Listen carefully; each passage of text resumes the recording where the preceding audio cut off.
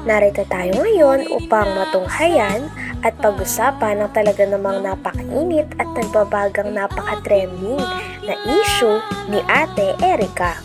Sa pagpapatuloy nga ng ating istorya ay nandoon pa rin si Kalingap Val Santos Matubang sa bahay nila Ate Erica upang i-interview at makapanayam ang kanyang lolo at lola na naiwan, pati na rin ang kanyang ibang kamag-anak na nagagalit sa kanya.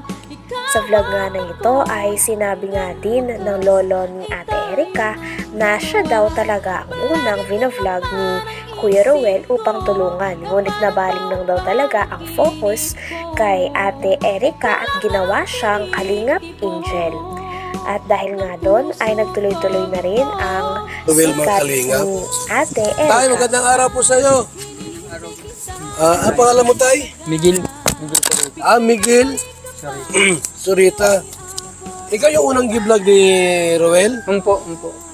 Para tulungan. Siya po. Ngayon, bakit napunta kay Erica yung tulong? Ay, di ko nga po alam at siyang napukusan na nila Rab. Ang sabi ata ni Ruel, inilipat kay Rab, parang hindi daw kayang Awang ko, hindi ko alam. Yung natagpuan si Erica, parang si Erica ang parang turnover ni Ruel kay Rab. Kalingap Rab.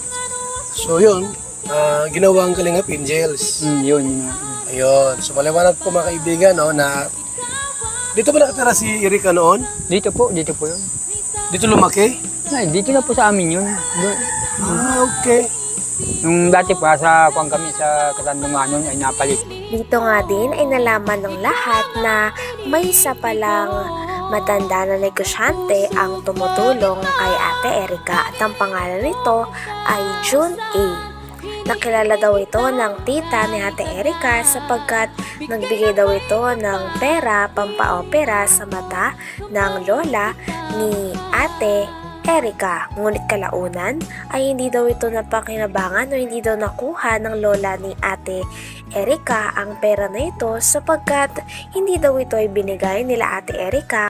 Kaya dito na nga rin nagsimula ang talaga namang malala at napakalaking gulo o hidwaan sa pagitan ni Ate Erica at ng kanyang lolo at lola na talaga namang nagpalaki, nagmalasakit at nagpaaral sa kanya simula nung siya ay bata pa. Lagi si Erica. Maliit pa yun sa amin. Kayo na nagpalaki noon. Kami na po, kapaaral. Ngayon, nasaan sila ngayon? Ay, nasa bagong bahay na po. May bagong bahay na po sila. Sino po ang nagpatayo ng bahay nilang bago? Ay, sila yata po. Sino po ang tumulong ang nagbigay ng pampagawa ng bahay?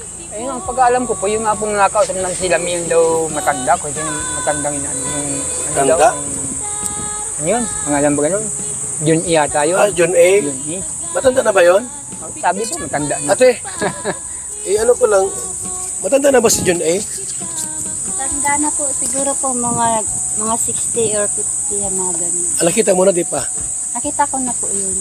Saan mo Kasi nakita? nagpasalamat po ako rin sa kanya nung yung last baga po na vlog ni Kalingap, ni Rab na nagbigay kay mama ng pampaopera ng sa mata. Okay. Ay hindi po namin alam na kakontak na pala po yun. Dito nga din ay Kontak nalaman mo nila na habang vinavlog daw pala ni Kalingap Rab si Ate Erica ay kakontak na ni Sheila May o ng ate ni Ate Erica si Sir June A na sponsor at negosyante. Kaya naman ang nangyari ay sinabi daw ni Ate Sheila May ni Erica kay Sir June A na huwag nang padaanin ng pera kay Kalingap Rab at diretsyo na lamang sa kanila. Kaya naman ito rin ang naging rason kung bakit umayaw na si Ate Erica magpa-vlog kay Kalingap Rab. At dahil nga dito ay napatayuan na nga si Ate Erica at ang kanyang ate na si Sheila May ng bahay, at nung nakapatayo na nga ng bahay ay hindi nila sinama ang mga tao na nagpalaki sa kanila na ang kanilang lola at lolo at ang iba pa nilang kapamilya. Kaya nagsimula ito ng hidwaan. Nagbigay kay mama ng pampaopera ng sa mata. Okay. Ay hindi po namin alam na kakontak na pala po yun ni Contact na nino? si Sir Jun ay. Miss Sheila May? Po. Okay. So, Yun lang yun po yung ano namin. nakita mo na si John A sa video. Mahaba yung buhok niya na. Mahaba ang buhok. Okay. So, may edad na. Mm-hmm. So, gusto tinatanong ko si tatay kung sino tumulong sa pabahay nila. Ano po si Sir Jun ay. Sa kanya pong pabahayan. Itong kina Erika. Wala po diyang sabi po ng mga ilabers sa kanilang pabahay. Kay Sir Jun ay. Okay. Pati mga gamit ng bahay. Okay. So, ibig sabihin ngayon, may bahay na si Erika. Sila may kumpleto ang gamit. Okay. So, ang nagpabahay niyan, si John A. Si Sir Jun. Hindi ang ilabers. Hindi po. Hindi ang ilabers. Inaangkin lang po ng mga ilabers. Inaangkin nila na sila Kaya nagpabahay sila niya. nagagalit kasi ayaw nilang Simula nga daw nung bagong taon at naggaling sa ospital ang lola nila, pagkadating daw ng lola nila sa bahay ay nakahakot na daw kagad si Ate Erika at ang kanyang ate Sheila May. Nang sa ganon ay makalipat na sila. At nung nakalipat na sila sa bahay na pinatayo ni Sir Jun A ay hindi na raw sila muling bumisita sa kanyang lolo at lola at iba pang kamag-anak. Talagang kaya naman sumama ang loob ng lola at lolo ni Ate Erika sapagkat parang kinalimutan na lang sila basta-basta ng kanilang apo na kanilang pinalaki at pinagmalasakitan. Ganun ba? So, alam mo yun yung kwento alam tungkol dyan? kasi naririnig-rinig ko din po. Mm-hmm. Kasi iisang bahay lang naman po kasi kami dito. Dito pala si Erika lumaki. Po. Nakatira kay lolo niya. Dito.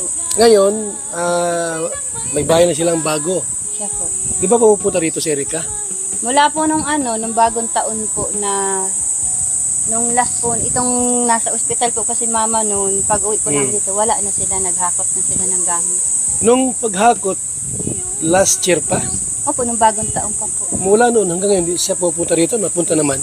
Hindi na po. Hindi na pupunta rito. Wala na Ni po. dumalaw, hindi. Wala na pong irikang pumupunta dito. Pati si Sheila May. Wala na. Yung mga palabas po ng mga e-lover na sinasabi po nila na monthly may natatanggap si mama. Sila mama, yung mga magulang ko. Meron? Kasi Wala. malingan po yan. So wala pa lang natatanggap. Simula pala ay napabahayan si Ate Erika ay hindi niya na sinama ang kanyang lolo at lola sa pabahay na kanilang natanggap. At pagkatapos naman nito ay bumukod na nga sila ng kanyang ate sa mga tao na nagpalaki sa kanila at nagmalasakit simula bata pa sila. At sabi pa nga dito ng tita ni Ate Erika ay may kumakalat daw na nagpapadala daw o nagsusustento pa din si Ate Erika at si Sheila May sa kanilang lolo at lola. Ngunit hindi daw talaga ito totoo sapagkat simula nung nakalipat si Ate Erika at si Sheila May na kanyang ate sa pabahay ni Sir Jun A ay hindi na raw sila muling bumisita at hindi na rin sila nagpapadala ng pera kaya naman talagang nakasakit ito sa damdamin ng lolo at lola niya sapagkat parang feeling nila ay kinalimutan na lamang sila bigla-bigla ng kanilang mga apong pinalaki nila. Kasi iisang bahay lang naman po kasi kami dito. Dito pala si Erika lumaki. Po. Nakatira kay lolo niya. Po. Ngayon, may bahay na silang bago. Siya po. Di ba pumupunta rito si Erika? Mula po nung nung bagong taon po na nung last po, itong nasa ospital po kasi mama noon, pag uwi po namin dito, wala na sila, naghakot na sila ng gamit. Nung paghakot, last year pa, Opo, nung bagong taon pa po. mula noon hanggang ngayon, hindi siya pupunta rito, napunta naman. Hindi na po. Hindi na pupunta rito. Wala na Ni po. dumalaw, hindi. Wala na pong irikang pumupunta dito. Pati si Sheila May. Wala na. Yung mga palabas po ng mga e-lover na sinasabi po nila na monthly may natatanggap si mama. Sila mama, yung mga magulang ko. Meron? Kasi Wala. malingan po yan. So wala pa lang Wala natatanggap. po yan. Yun po yung gusto kong linisin po talaga na nalalaman po ng tao, binabaliktad po nila eh. Okay. Nakakaya pa. Hanggang dito na lamang muna ang talaga namang nagtitrending, nagbabaga at napakainit na issue ni Ate Erika. Maraming salamat sa inyong panunood. Hanggang sa muli. Bye!